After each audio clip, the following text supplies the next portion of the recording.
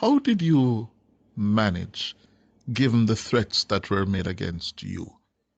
Yeah? What was that like during the campaign? During that Were there time for the moments campaign, when you really thought this was it for you? well, I came under intense pressure from comrades. I came under pressure from my family, who believed that their lives were in danger as well, and they asked me to pull it off, pull it off. And until it got to a point where, my father came out in his green and the community was like, wow. Mm-hmm.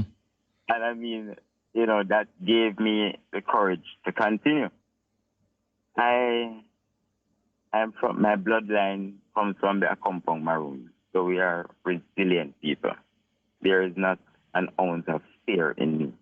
Once I make up my mind that I am doing something, I'm going to communicate it and I'm going to do it. Mm-hmm.